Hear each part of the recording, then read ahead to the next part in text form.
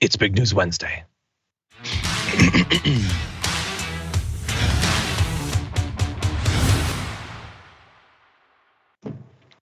Jayar, it was a little bit messed up of the universe to not have Trump's arraignment actually happen on Big News Wednesday. I don't know if the courtroom was booked that day or something, but we do have the fallout from it and from his speech, so that's not bad. John, yesterday I sat down, I put my head in my hands and I said, we got our wires crossed. My Big News Wednesday people, they messed around and actually dropped all the news on a Tuesday. This throws everything off. Like it's like Mercury's in retrograde.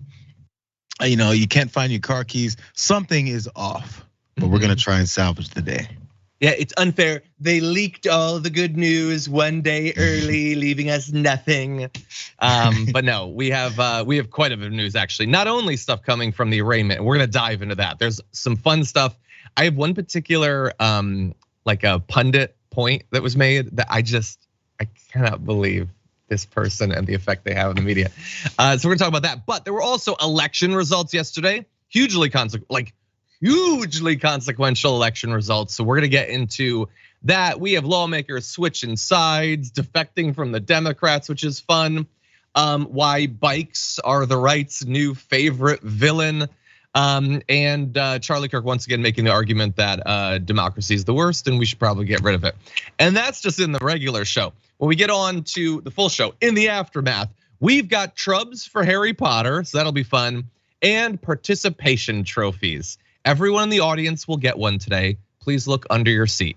No, but we are gonna be talking about them in a little bit. I wanted to make sure that I had someone on the show who has a kid, who's played sports and everything, because we're gonna jump into that. I love it. But in anticipation of all that, if you wouldn't mind hitting the like button and sharing the stream, that would be great. And if you'd like a chance at my doc hasn't been updated. If you'd like a chance at a $100 Blue Apron gift card, the best way to do that, send in an awesome, insightful or funny comment, and we'll jump to you. So anyway, thank you all for being here. With that said, Jayar, are you ready to do this thing? I got my coffee and my red vines. Okay, I've got my coffee and I really wish that I had some red vines. Actually, I'm gonna go get some for Jayar. I wish I could. Instead, we'll just talk about the news, starting with this. I have a Trump-hating judge with a Trump-hating wife and family whose daughter worked for Kamala Harris and now receives money from the Biden-Harris campaign, and a lot of it. It has begun. The demonizing of not only the DA, Alvin Bragg, but now the judge and the judge's spouse and the judge's kids. We are like a couple of hours from him being arraigned and he's already launching his war against them.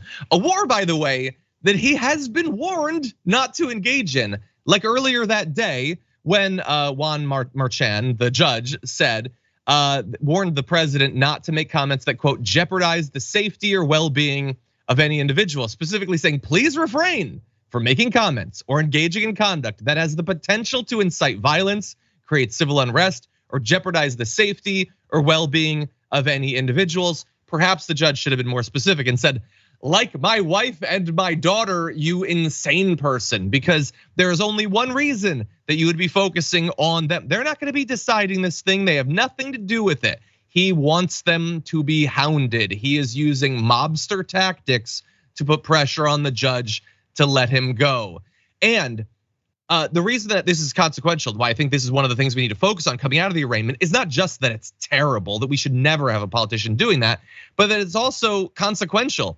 Legal experts say that he is likely to, based on prior experience, be ordered not to speak about his case, have a gag order, and breaking such an order could potentially land him in contempt of court, which means jail time. Specifically in New York, it means up to a year in prison if he receives a gag order and he violates it, which he wants to. He could be locked up as a result of that. And perhaps trying to get ahead of the ability of them to lock him up, he apparently has switched on the whole defund the police thing.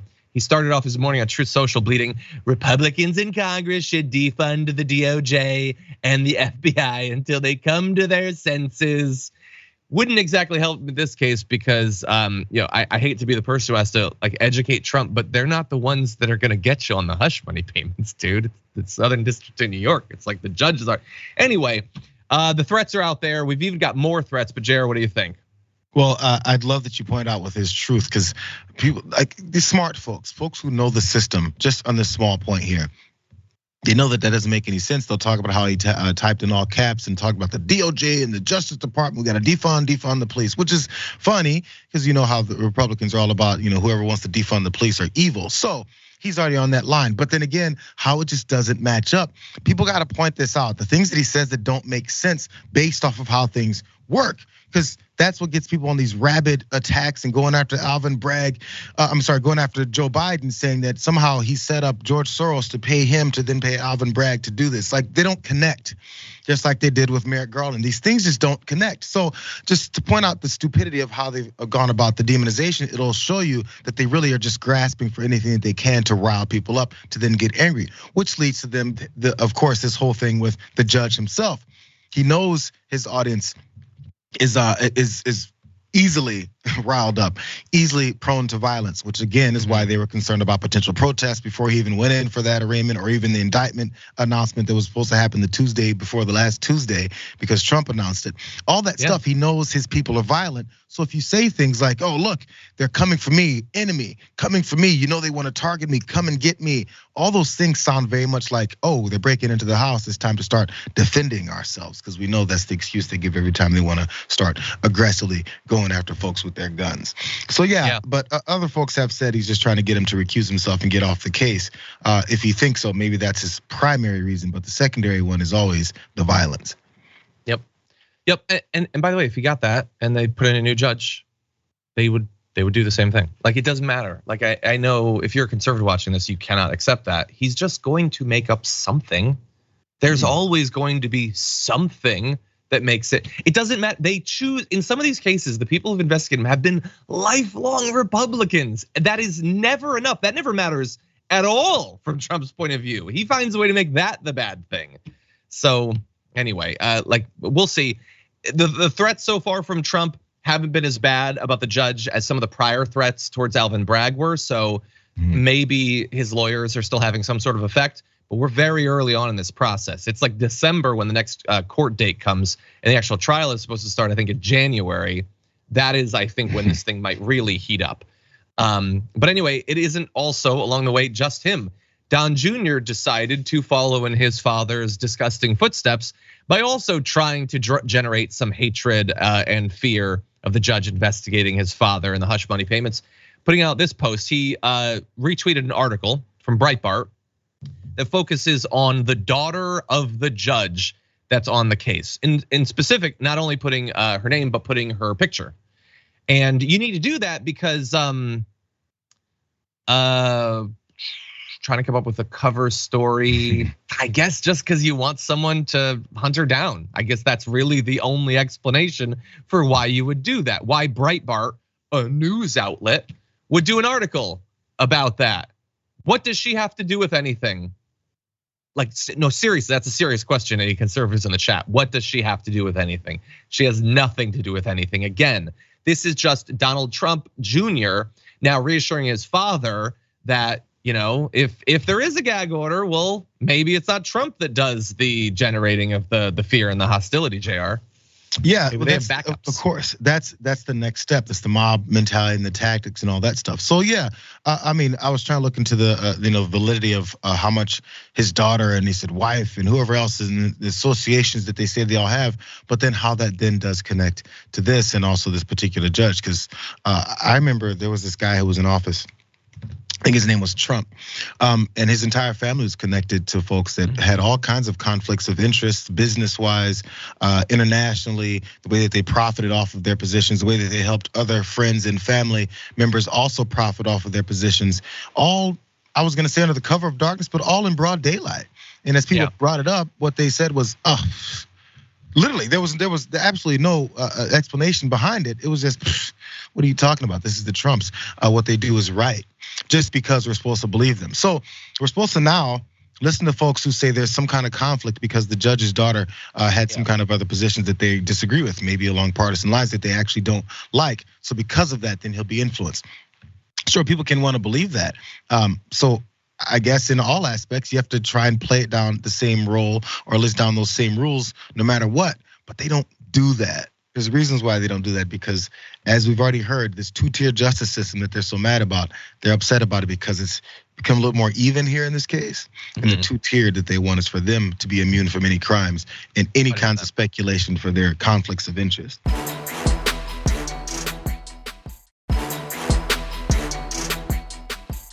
Yeah, 100%.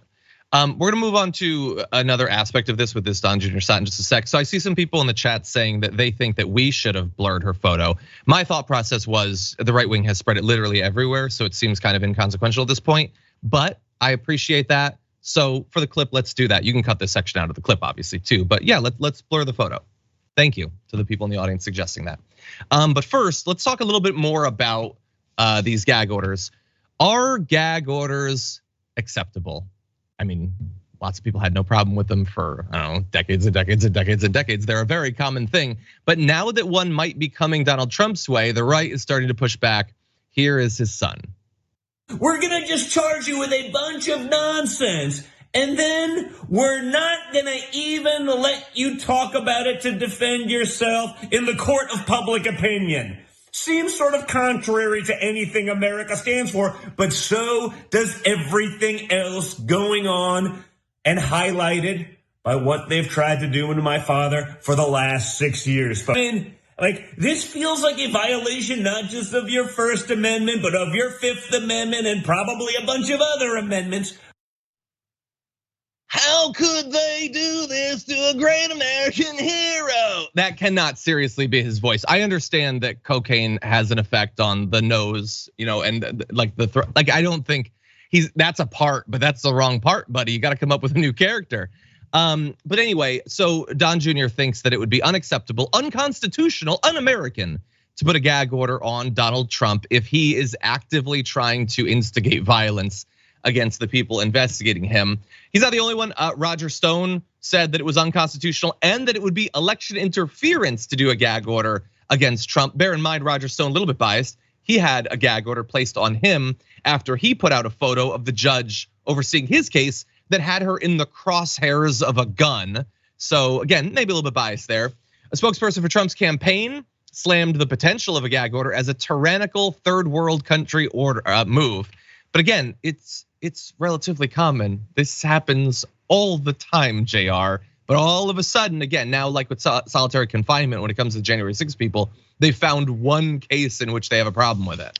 It's yet another thing, bro. Listen, everything that they're doing or everything that they're being charged with or accused of is supposed to be immunity for them. No, suddenly gag orders are something we've never heard of. There's never been a trial where gag orders are put in place. Of course they are. But what they're trying to say is it's un-American for you guys to do this to this guy.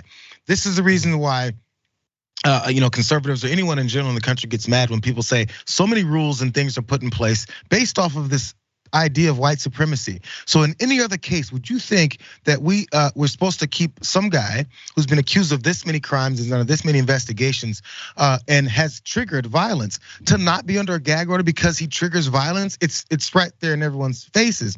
But because it's him, it's like, can you believe a former president, this guy, Donald J. Trump, walks into a courtroom? They said this on CNN as he walked in. They did the whole dramatic thing yesterday. He walks into a courtroom. This is amazing. This white guy walked into a courtroom and look, he got fingerprinted like a common criminal. That's what happens when you're charged with a crime. You get fingerprinted like a criminal because that's what they're charging you over. So the whole thing about how it's unfair to do this to them, that means the normal unfairness, they're upset it's becoming fair. People who have been oppressive and people who have been in positions of privilege their whole lives, they feel like equality is actually them being attacked. It's amazing how it works because that's what they're used to. Regular life for them is unequal justice in our country. So when it's even, suddenly they're under attack. And also Don Jr. pushes this whole thing about how we can't do this and oh my God, my dad and all this stuff. Why is it that you need to have to flesh this out in the court of public opinion rather than in the actual court? Why is that a thing for them? It shows This is all about partisan politics, even though they want to say it's Alvin Bragg, it's George Soros, it's Joe Biden. If that's the case, the only thing that's making this political is that you guys won't stop talking about how this is political. He's going to be running for president. He's going to be this is giving him the ticket. He's going to be president because of all this. That sounds like it's political and has nothing to do with trying to defend yourself against these charges. Yeah. But it's also a great opportunity for people like Don Jr. to show that they got their father's back. Just again, argue against everything. It doesn't matter if it's directly contradictory to the way things work, what you've previously stated. Just defend him, and that's enough. And not just him; others are doing it too, and others will continue to instigate violence if the gag order is put out. As we were reminded by Jack Posobiec, who put out this Truth Social post, they can't gag all of us, which is true. But you gotta think there's a better way to phrase that. Anyway, there was other stuff going on when it came to the arraignment. Trump can gag all of them though. Sorry. We're moving on. Anyway, why don't we jump to one more little bit of a video from Trump's speech at Mar-a-Lago yesterday. I have a son here who's done a great job, and I have another son here who's done a great job.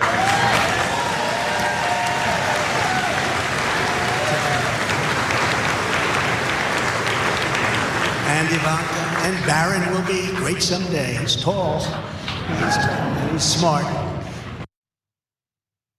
That was Donald Trump speaking at Mar-a-Lago, going through a run through of all of his family members in the audience. And did you notice what was missing there? He's like, I got a son doing a great job, another son doing a great job. Don't remember their names. I'm sure they have them. Tiffany's over there. Barron, he's my son. I know who he is. He's tall, right? Yeah, that one. So he ran through all those kids and Ivanka. Did you notice who he didn't mention? Who he didn't point to? Wasn't standing by his side? Where's Melania, Don? Where's Melania? He just came back from a historic arraignment. First of all, he'd been away. One would think you'd want to be around your spouse after a trip like that. But this entire event was to project strength and unity. We are going to beat this thing, except there's no we. She lives there, by the way. She's just, what was she, 100 feet away in a different room? 100 yards away in a different room. She was there, but not there. And that I find to be fascinating. According to reporters, there was no sign of her. A notable absence, the Independent says. Yes, I would agree with that. I do think that it is notable that she is not there to support her poor beleaguered husband as he faces an investigation for the hush money payments he paid to cover up an affair. What do you think? This checks out with everything else. Remember, as they, once he was in office, and then the slapping of the hand away, and then every opportunity at least to try and avoid him. I think even for the first month or two, if my memory is correct, she was off in New York while he moved into the White House. And then finally, they're like, "This looks kind of bad. You got to move in, Melania." Especially when it comes to all this. And I think this is, I'm trying to get the affairs of Donald Trump, the alleged affairs of Donald Trump, straight in my head. But wasn't this the one that was going on while she was pregnant with that tall child? It was allegedly 4 months after she gave birth. 4 months after to the tall child. So he's now tall. He wasn't tall then, but now he's tall. He was born quite tall. That was the notable part about this. Well, yeah, no, it's pretty obvious, and this is the one aspect of it that I think many folks are hitting the same. I mean, when Clinton went through his scandals and all that stuff, the Hillary was always brought up with it. But to this point, where's Melania, and why aren't we talking about her? Yeah, and again, like many of you might think, well, what's the matter? Why does it matter at all? And look, I would largely agree. I don't think it matters. I don't think anything having to do with affairs necessarily matters if you having that affair or covering up that affair or the way you've talked about that affair doesn't run directly contrary to everything that you purport to believe. And more importantly, since most politicians are con men and Donald Trump obviously is one, continuing to support this man when everything that he has done runs directly contrary to everything that you purport to believe. Which would be fine even then if they were just like optional values, standards you hold yourself to.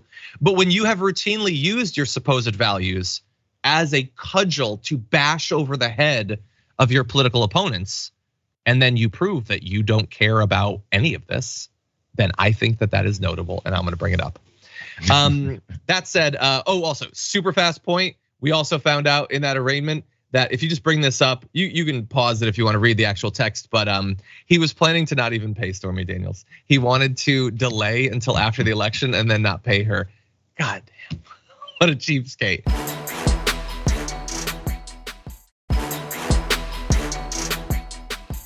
But anyway, there are a couple of other interesting things going on. So I just want to give some brief reactions to these. So I just found them to be fascinating. So whenever we're ready, why don't we jump into Comer here? And I'll tell you one of the things that I don't think's been picked up a lot that's going to be a problem. And I had 2 calls yesterday, one from a county attorney in Kentucky and one from a county attorney in Tennessee. They were Republican, obviously. Both states are heavily Republican. They want to know if there are ways they can go after the Bidens now. And they've opened up a can of worms. They've set precedents now that we can't go back on. Oh, damn. I wish that we hadn't cut the video right there, because I imagine that the host must have responded with, well, that's unacceptable. You can't possibly, what do you mean they're looking for ways to get Biden? What do you mean? No, we would never do that. So that is Comer, one of the heads of the Republicans in Commerce, James Comer, saying that he's got people in, what was it, Kentucky and Tennessee, I think, that he said, doesn't really matter. Let's say it's those 2. Looking for ways to, first of all, how are you gonna get him in Kentucky and Tennessee? What do those, you know that Trump actually lived and worked in New York. You get that there's a reason that there's charges there. Oh, no, I know. We're supposed to pretend that it's all made up, that they're doing what you're doing and it's all fiction. Yes, I would love to see what they're gonna come up with in Kentucky, but he's just announcing it as a perfectly fine thing. Yes, we should have national coordination between local prosecutors in states Biden's never been to, contacting House Republican leadership to invent a way to get Joe Biden. Every one of the things that they implied was happening with supposed coordination between Alvin Bragg and Biden that we've never seen any indication of, making up charges when these are allegations that have been out there for literally years. It's all just projection for them. What do you think, real fast. This guy, this is one of those things. It's like when the Republicans barely won the House and they said, we're gonna have this revenge tour of all these hearings. Jim Jordan started one of his revenge tour of hearings to talk about what Twitter files and Hunter Biden as much as he could. Those 2 hearings flopped. They were, they tried to pump them up and all that, but this is one of those cases where have at it. Here's the rope. Go ahead, start, show us, what do you got? Because once they show us what they've got, they're gonna continue to peel away. Some of these supporters are going, wait, it's an exhibition of just how incompetent they are and how they have 0 ideas, 0 agenda to help the American people. It's all revenge tour because they really think Donald Trump is the Lord and Savior. So as long as we go behind him and go on a revenge tour, they're gonna vote for us. Yeah. As we're gonna talk about later, they're losing. Yeah, and like the fact that they're just saying it, they can just say it because that's what their base wants. Because their base doesn't care. That base is shrinking, I think. That base is shrinking. Sure, but they don't care about the rule of law. They don't care about democracy. They don't care about any of this stuff. They do just want to get Biden. That's what they want. They don't accept that he's president. They hate that the positions that they hold make them toxic on the national stage. And they just want to win through other means. By the way, turning against democracy is sort of the theme of today's episode. We're talking about in this. In our next block, we're gonna be talking about it. And then to close out the first hour, we're gonna be talking about it. This is just a constant. This is now one of the foundational characteristics of the political conflict we're in, that they just care about power. That's literally it. And they feel no reason to even pretend otherwise at this point. Okay, I just wanna have a little bit of fun for, let's say 3 minutes, okay? We won't talk for more than 3 minutes about this, but I wanna give the 3 minutes because here is Van Jones. There's really nothing to celebrate here, even those of us who are opponents of his politics and his policies. This is a sobering moment, I think, for him. And there's a lot of pain that comes as you go through this process. There's pain for there's pain in this marriage. There's pain for your kids. He's a grandfather. So there's a lot of human stuff that the cameras can't capture. So I don't take any celebration in seeing him looking that way. He looks at now. Doesn't mean that accountability is not owed. We don't know what he's going to be charged with. There's a lot more, but at that moment, that is not a conqueror. That is a granddad having a very bad day. Van Jones. I understand that it's on brand for Van Jones. He's supposed to be the person with, I don't even want to say like radical empathy, because it's kind of like pointlessly upside down empathy or whatever, but it's somewhat consistent for him. And he has said many reasonable things in the past. He has held reasonable positions, but most recently He likes to shake things up, and he did right there. The idea that Donald Trump's grandpa-ness has anything to do with any of this. I don't just mean like the case or whatever, but like how Trump is feeling. You think he's thinking about Barron or whatever, or any of the kids, any of the grandkids? You think he's thinking about Melania? You think he's thinking about any of that? He doesn't give a damn about any of that. He is thinking about himself. He is always thinking about himself. And in particular, when he's being arraigned, he is thinking about himself. And on an eve in which we finally take one of the early, but still belated steps towards consequences for all of the many crimes he has enthusiastically committed, that you would spare any, I'm even pretending that it's honest, maybe it is, your empathy to think of the kids, think of the grandkids. Poor Pop on the stand right there. Yeah, why didn't Pop think about that when he was popping in his affair 4 months after Barron was born? How about some empathy for them? Exactly my point. So granddad's having a bad day, or maybe grandkids are hearing about his affair with a porn star, and then his attempt to pay her off to keep her quiet, and then fraudulently showing those funds coming from other sources as he paid his attorney back for paying her off, and then trying to hide that as well. That's what we're finding. Is that what we're finding about grandpa? Sometimes we find out horrible things about grandpa. Many times it's after they passed away, and we're like, oh man, I know grandpa did that, except they're finding out why grandpa is still here. So Van Jones's attempt to try and always center these things when it seems like the leftists are getting too far ahead as far as whatever scorecard he's keeping, because nothing has happened yet to this guy, by the way, but he has to try and balance it out and think, I gotta come up with something to make sure that those folks who are feeling so bad today are feeling better without me looking like a Fox News personality, because he's trying to toe the line without going that far with the craze. Yeah. He's trying to, again, he's branding it as let's have some empathy or whatever, which is not what you'd get from Fox News. But it's just like, and fine, you can think those thoughts, that's what he would go back to multiple times in that talk. Have some empathy for the victims of Donald Trump. And I don't just mean in this case. How about the dozens of other women who have made allegations against him when it comes to sexual harassment and sexual assault? Think about the millions of victims of the legislation that he signed, the executive orders that he passed. Oh, I don't know, maybe the Supreme Court justices that he put on the stand. I appreciate that you have empathy and you want to center empathy in your politics. I too want to do that, but there are perhaps better targets for your empathy than Pop. Okay, with that said, we're gonna take our first break. When we come back, there were some major elections, and the one in Wisconsin has some really important ramifications for years to come. We're gonna be giving you the results after this.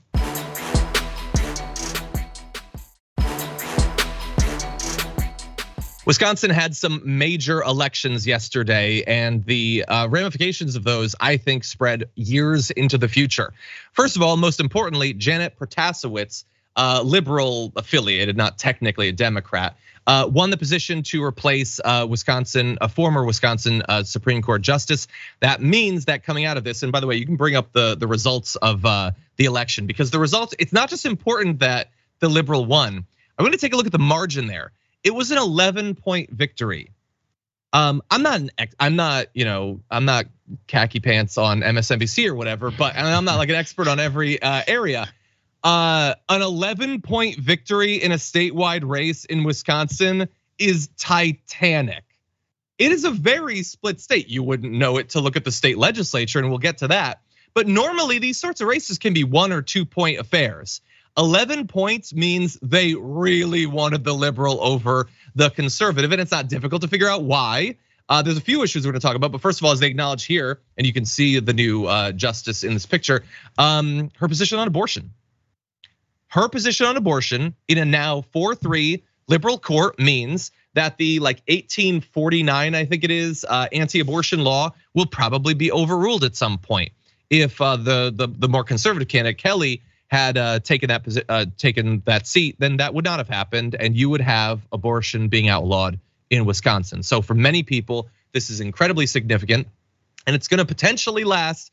The term is for 10 years, now means the liberals are up 4-3. There is another liberal justice's term expiring in 2025, and then a conservative in 2026, so expect even more of these major elections, and they're gonna be big, This one had over $40 million in spending. It is the most expensive judicial election in American history. And you may wonder why? Why this one Supreme Court spot in Wisconsin? Well, not only because of the future of like abortion access and those sorts of things, but also the future of the state legislative and congressional map, which is about as gerrymandered as anyone has been able to make it. ChatGPT could not produce a more biased map than what they have had for about a decade, a little bit over a decade in Wisconsin. And that could be coming to an end soon with this new majority. We're gonna dive into that in a second, but Jayar, what do you think?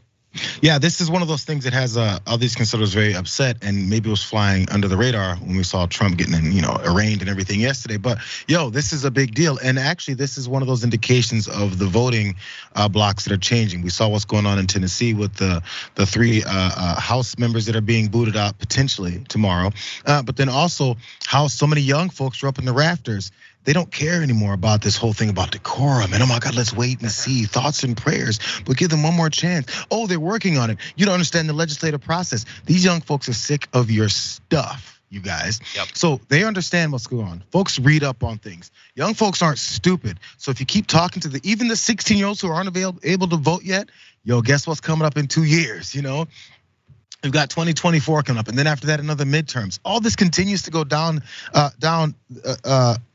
for them. And as they keep seeing this happen, it was shown throughout the voting block when it comes to this particular race, tons of young folks that are unwilling to get out of lines to vote because Potashewitz there was talking specifically about the things that are her values and things that she's ruling about that is in favor of folks that actually would like freedoms. Yeah. Not just based off of who's gonna appoint her and whoever's gonna get in office and all these things, and actually trying to give up to somebody some special interest. And people responded to that. Republicans feel like this isn't gonna be something that continues, but I guess we'll wait and see. Yeah, it was very exciting to see. The overall turnout is amazing. Again, it cannot be stressed enough how big of a victory this is. I don't know if I vocalized it, but I mentioned yesterday on the show that generally from the initial to the runoff election, the sort of system that they have there, the liberal usually does better. I had no expectation that it would be 11 points though.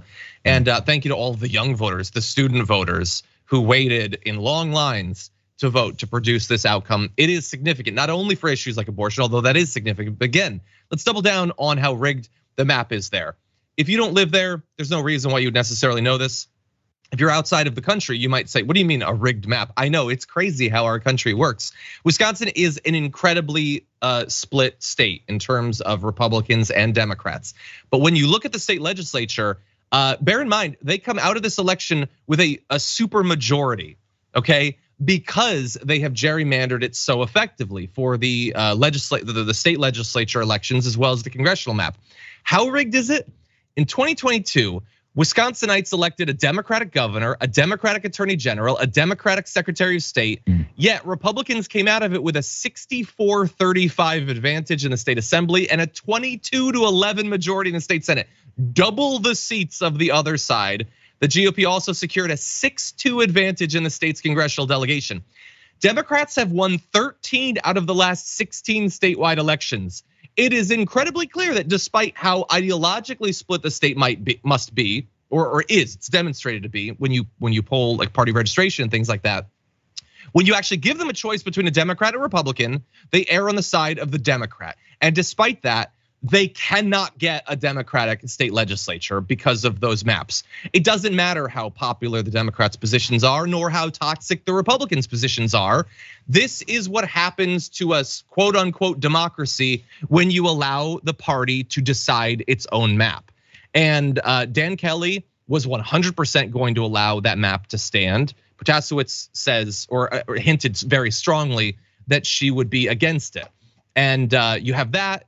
You have the fact that Wisconsin, in the wake of the 2020 election, was the only state Supreme Court that considered a challenge to the presidential election results. Now, thankfully, they did not allow it to be overturned, but that was definitely the plan for 2024. Potashewitz is, I'm assuming based on what she said during the election, not gonna be on board for any of that.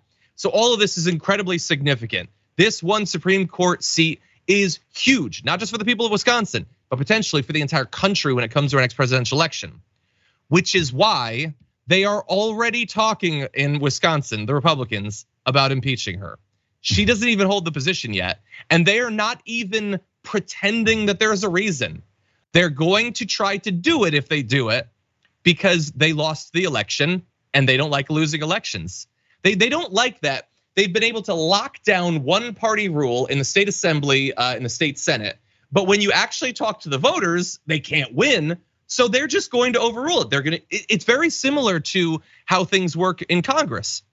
They use the power they've been able to structurally lock in to exert power over the ones that actually rely on you having to appeal to the voters, and they can't do that. And so Dan Nodal, he's one of the Republicans. He was in a special election. His win yesterday, because he did get the win, gives them this super majority. By the way, he won with just over 50% of the vote, less than 1 percentage point ahead of the Democrat. For context, in that same district, Ron Johnson in 2016 won with 63% of the vote. So even in a Republican district, he barely squeaked by a win, but it might be enough to allow them to impeach a justice purely based on the fact that they don't want her to hold the position. If that happens, by the way, that has got to be national news. The Democrats have got to flood into the state. People need to shut down the state if they try to do that. In this sector, we're hearing national conservatives and Republicans talk about impeachment of Donald Trump for actual reasons. And they said, this is a witch hunt and you're going to go after this guy. And they're totally making up these charges. When you see the actual times when they actually make up charges, then we see things like this. The gerrymandering thing is similar to many other things that we celebrate in the country. Our democracy, but there's all these hidden things in it that make it, that completely goes against our democracy, but we celebrate as if it's this clean cut thing. That's what goes on here, similar to capitalism. Capitalism is the best system in the world, and that's why we use it here. We don't have capitalism. We have a biased system that looks like capitalism to people who aren't paying close attention, and it doles out all kinds of advantages and monies to the people that pay the politicians that are in power to continue to keep that system going the way it is. And as everyone's fighting over the scraps, nobody's gonna have the energy or the power to go after the folks who are actually hoarding all of the power and the money. Let's keep it real. Yeah, Wisconsin is a preview of what the entire country will look like if we allow the Republicans to make it that way. That's what they want. And look, largely from the beginning of America, it's been biased in those sorts of ways, the makeup of the Senate, the Electoral College, all of that. But they do not want to engage in democratic elections. They do not want to have to convince people that their positions are right or that they're better at governance or any of that sort of stuff. They want to automatically win. In Wisconsin, they've been able to do that for a decade. We potentially see a way out of that, and they're gonna do everything they can to make sure that that doesn't happen. Okay, very briefly, let's jump ahead to the other part of this same block.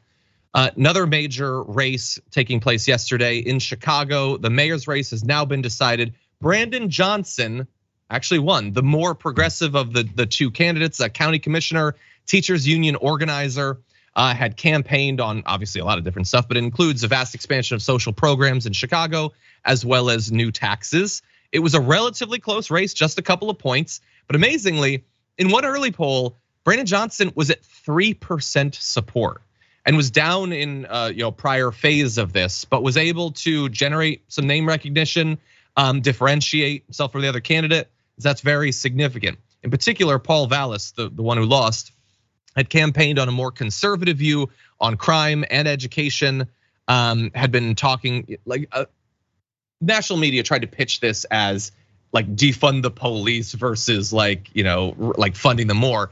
Brandon Johnson nuanced his position on that during the race. But it definitely is the case that a tougher on crime, for all the propaganda that's worth, that is more of Paul Vallis's position there. Brandon Johnson wants to, find solutions beyond just raw policing. And Fox News tried to make it a thing where the more conservative candidate would win based on this issue. Oliver Willis did a mashup of some of their articles recently, all of them attempting to make everyone in Chicago think about this election only through the lens of crime, and it didn't work. And Brandon Johnson ended up won as mayor-elect. What do you think, Jayar? Love it. This is one of those things, right? There's a reason why. I want to stick on the point of how specific with Brandon Johnson and the 3% start and how he ended up getting to this point. People are getting different ways of getting information and also rallying around and building up support. You don't need tons of money. You don't need to have the biggest name anymore. It's not fully there, of course. Those are still the biggest aspects by far. But in some of these things, when people get surprised, it's because information spread. This guy had his actual policies go across, and it got carried because they're that popular from folks. And actually, so many politicians don't go this route that it sticks out. It becomes a little bit of a light amongst all of this madness.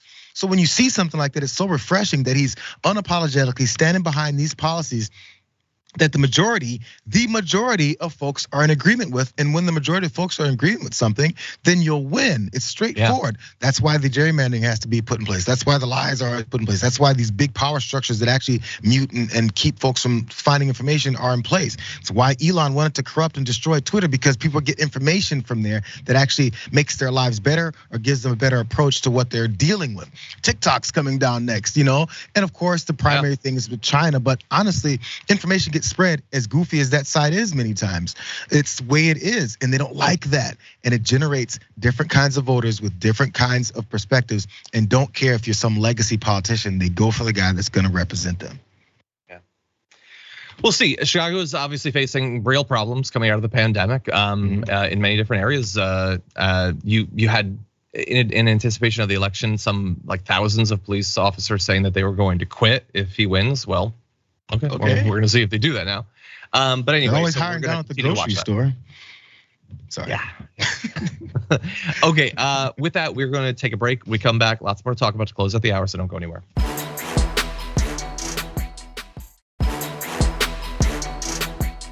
Oh, geez, I just realized I probably should have given a call for what stories we're actually gonna do. So I guess we will move forward on C, and then I think we're gonna try to do E fast.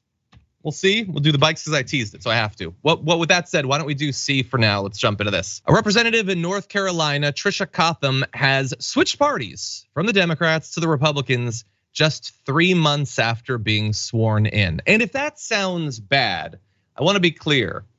The way she did it actually makes it worse. So this would, by the way, give Republicans a veto-proof majority over Democratic Governor Roy Cooper. So if you are going to switch parties just 3 months after people donated to you and rallied for you and knocked on doors for you, but then to do it specifically to give over unlimited power to the Republicans over the Democratic governor, the governor of your previous party, that is terrible. But we're gonna get to some of the ways that make it even worse than that. We do have a response from the head of the Democratic caucus, Robert Reeves, who says that is not the person that was presented to the voters of House District 112.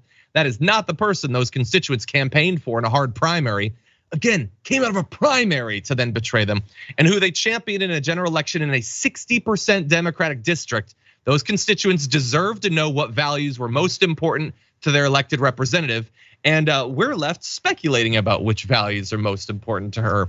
Raw power, being paid back maybe with a lobbying position afterward. I don't know, the whole thing's corrupt. We're just waiting to find out which particular flavor of corruption it is. The governor called it disappointing. You can understand why. It says her votes on women's reproductive freedom, election laws, LGBTQ rights. I apologize, I drank a lot of caffeine before the show. LGBTQ rights and strong public schools will determine the direction of the state we love. It's hard to believe she would abandon these long-held principles, and she should still vote the way she has always said she would vote when those issues arise, regardless of party affiliation. Well, I guess we'll see. I don't know, people in North Carolina, fingers crossed, then she won't totally screw you over. What do you think? Yeah, isn't this weird? It's one of those things where now she's switched parties, and maybe you have to make assumptions, right? Oh, whatever payment happened, whatever promises were made, whatever reasons behind that shouldn't, and this doesn't be a requirement, but I would think, shouldn't you tell folks the reasons why you're switching parties, especially 3 months into it? If you're disgusted with the things the Democrats are doing, that's cool. Say those things that you're disgusted with what they're doing. I mean, look, Joe Manchin openly talks about how much he hates anything that he says he's about, and also Kyrsten Sinema after she then switched and gone independent. It's pretty obvious, but they're gonna have to deal with actual Democratic voters who are like, yo, you said this, and you said the third thing. This is what I agree or disagree with you on. whenever she may come forward with her principles, even if it's just to appeal to more Republicans, you would think she'd go, oh, I totally forgot. What I meant to say was I actually don't care about women's rights and things like that. You're supposed to be, I would think, looking to appeal to your new voter base, which is a bunch of Republicans, right? And your new folks that you're gonna work with, the Republicans. You switch parties, if nothing else. Yeah. If not even for the detractors, for your new base, you should tell them how much you're a Republican. How come that hasn't come across yet? Yeah, I know a lot of people in the chat are like, how is this legal? Like, no, it is. You can do it. And she's not the first person or whatever. I mean, she's effectively doing cosplay of Kirsten Sinema right now. But plenty of people, other representatives and all that have switched parties. It happens. So no, I don't think it should be illegal or whatever, but I feel like there should be something you can do. I feel like an ability to call, another election or something. Like you lied. And again, it's easy for us to focus on crazier lies that are non-political, lies like a George Santos might tell. Like the lie that you were a star volleyball player. But which lie is more damaging? That you were a star volleyball player and you'd never steal the cancer medication money for a dog? Or no, I'm part of this party. You should put your time and energy and money into me and I won't screw you over. Like, which of those is actually more damaging? This is 1,000 times worse than George Santos. I mean, George Santos is bad. Don't get me wrong. I hate the guy, but this, I don't know. I don't know what the Democrats can do. Probably nothing right now. But I imagine that we are racing towards a primary and then a general election that will hopefully, in a 60% Democratic district, get her taken out. The question will be, how much damage can she do for the Republicans in the meantime? Anyway. Okay, we are rapidly running out of time, so we're gonna just jump right into a couple of videos, give you our response to this. More divided in some ways than we even were leading into the American Civil War. At least it was a Christian country back then. Now we have different metaphysics and we have all sorts of different types of views. But we have some things working in our favor, which is the great hope is that we can de-escalate the national politics and go back into hyper-local community and just say, I don't like the person in Portland, I don't like the person in Wichita, but I'm not gonna try to imperialize their life. I love that. The idea that what Republicans don't want to do is imperialize other people. They just want to let, bygones be bygones, let people live. Unless you're reading a book they don't like, they'll definitely get rid of that. If you're gay, I mean, forget about it. They're done. 120 bills restricting LGBTQ rights just in the couple of months we've experienced in 2023. You want to exercise bodily autonomy? Screw that. State challenges to abortion, outright bans like the 6-week ban that they're considering in Florida. Sorry, a little bit of imperializing necessary on that topic. You want to read a book written by like a person of color? No, we're banning all of those. Can't do it. You want to learn accurate history about what happened in this country? Sorry, I got to get a little bit of imperialism in your education there. So again, like the idea that you're interested in that. In Texas, they're passing bans on counties banning new gas hookups and all that. Sorry, I got to imperialize on what sort of energy you can have in your new construction. Again, like. It's so fake. Also the lies about the prior Christianity of America. Like most of the founders were deists. The idea that they were evangelicals or something is ridiculous. They had very different religious views than you seem to think. And just openly saying that like now we have new metaphysics. So obviously the country's worse off. They despise anyone who doesn't believe that they do that the way that they do. We're gonna get to one worse part of this, but first, Jayar, what do you think? Yeah, no, real fast. I don't have much time, but this is one of those things you have to keep saying the lie over and over and over again. We don't imperialize. We're not going this route. We don't actually deify anyone. It's all that they do. We don't demonize. Why about politics? Why are you always bringing up race? It's always you guys, because that's the divisive tactics that you use. Again, going back to the same thing, because your policies suck. And that's why we're seeing when we actually talk about policies and principles, you lose. So you have to distract people with all this other madness, like these lies. In order to continue those lies, you have to keep telling people that those lies are true. 100%. Now let's get to the even more fun part with this. Absolutely. I was thinking about the word democracy and how it comes from demos, which means the people. Yes, and it's basically. I hate the word democracy. Yeah, it allows the mob to make decisions for the whole. I'm not a fan of democracy. It's pretty brute. So they're just being clear, by the way, as so many of them are on the right now. Democracy is bad. Why did it all of a sudden become bad? Does it have something to do with your inability to win national elections? Does it have something to do with the fact that every one of your positions is despised, reviled by the American people? I wonder if that has something to do with it. Anyway, with that said, that's all the time we have for the first hour of the show. Thank you to everybody tuning in, especially those of you on the podcast. I don't know if everybody's seen our like last week and a half episodes have been like tearing up the government charts on Apple Podcasts. So thank you, everybody. If you're rating and reviewing the podcast, it really helps. It helps us move up those charts. It's very important. So thank you to all of you. There's more to come in the aftermath, so don't go anywhere.